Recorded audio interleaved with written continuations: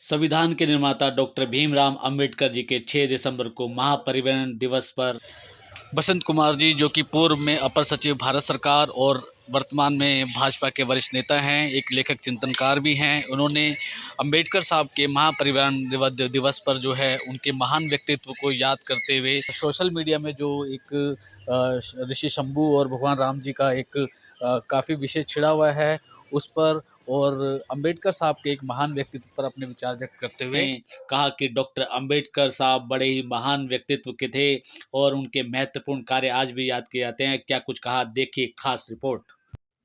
हाँ, जैसा कि आपने कहा कि 9 बौद्धों द्वारा जो तरह-तरह के, चाहे उसमें 9 बौद्धों के कहें लेफ्टिस्ट भी हैं, तरह-तरह के भ्रम फैलाए जा रहे हैं कि सनातन धर्म दलितों के विरुद्ध रहा है।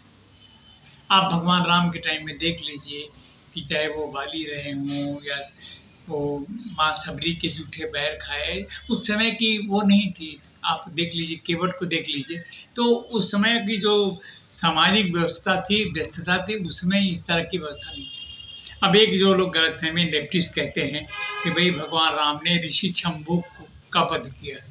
मेरा ख़्याल, मैंने वाल्मीकि रामायण को मैंने पूरा पढ़ा है, वहाँ पे इस तरह का कोई भी वर्णन नहीं मिलता कि ऋषि शंभू का उन्होंने वध किया था। बल्कि राम ने अपने आचरण से ये सिद्ध कर दिया था कि उस समय जाति के आधार पर कोई इस तरह की व्यवस्था नहीं थी, ना इस तरह का कोई भेदभाव था। ये भेदभाव की जो बातें मध्यकालीन में आई हैं, मैं मना नहीं करता हूँ आई हैं, कुछ जो अपने आप को मनुवादी कहते हैं, वो आए हैं, उन्होंने किया है। लेकिन डॉक्टर अंबेडकर बिल्कुल ऐसा नहीं चाहते थे कि जाति के नाम पे समाज बटे। वो अपने दलित बंधुओं के लिए, वंचित समाज के लिए करना चाहते थे, उन्होंने किया। और उन्होंने खुद ही कहा था, जहाँ तक आज़ादी की बात आएगी, वंचित समाज की बात आएगी, तो मैं वंचित समाज के साथ जाऊँगा। लेकिन अभी एक मंत्री थे यहाँ पे दिल्ली सरकार में, उन्होंने वो प्रतिज्ञाओं की बात की जो बाबा साहब ने हिंदू धर्म छोड़ते समय लिया था। तो आपको ये बता दूँ, उन्होंने हिंदू धर्म कभी छोड़ा ही नहीं। अगर वो धर्मांतरण करना चाहते तो वो इस्लाम बन सकते थे, ले सकते थे, क्रिश्चियन बन सकते थे। उन्होंने हिंदू धर्म की, हिंदू संस्कृति की एक शाखा है बौद्धिज़्म, जहाँ पे महिलाओं का सत्कार होता है, जहाँ पे जाति व्यवस्था नहीं होती, उसको लिया उन्होंने एक विरोध स्वरूप, क्योंकि वो हिंदू धर्म की जाति प्रथा से बहुत कुपित थे और इसलिए उन्होंने जो बातें कही। लेकिन आज के समाज में उनकी मृत्यु के 60 साल के बाद इन चीज़ों का कोई औचित्य नहीं रह गया है। एक बात और मैं आपको कहना चाह रहा हूँ कि एक इश्यू बार-बार चलता है कि जो लोग धर्मांतरण कर रहे हैं, उनको अनुसूचित जाति का आरक्षण का लाभ मिले कि ना मिले।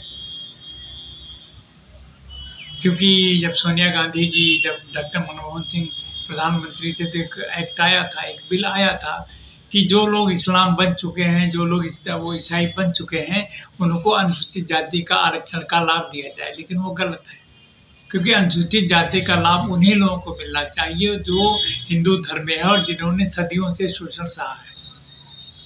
तो आजकल जो राजेंद्र पाल गौतम साहब जो लाखों भीड़ इकट्ठा करके ये कर रहे हैं, ये गलत है, क्योंकि ये हिंदू समाज को तोड़ने का षड्यंत्र है, जो गलत है, क्योंकि बाबा साहब नहीं चाहते थे।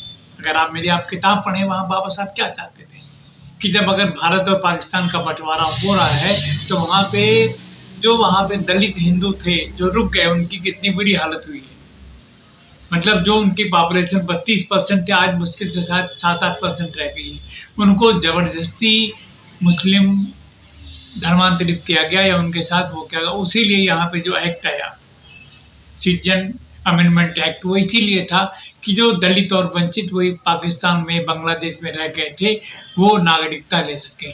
लेकिन इसके बारे में बड़ा गलत भ्रम फैलाया जा रहा है। तो आपको मैं स्पष्ट कर दूँ कि अगर आप बाबा साहब को ध्यान से पढ़ें, तो एक ऐसे हिंदू धर्म की स्थापना चाहते थे, ऐसा देश चाहते थे, जहाँ जाति के आधार पे कोई भी भेदभाव ना हो। Thanks for watching Delhi next star news. और अधिक ऐसी अपडेटेड न्यूज़ देखने के लिए कृपया चैनल को सब्सक्राइब करें, लाइक करें और कमेंट करें, साथ ही बेल आइकन का बटन दबाना ना भूलें।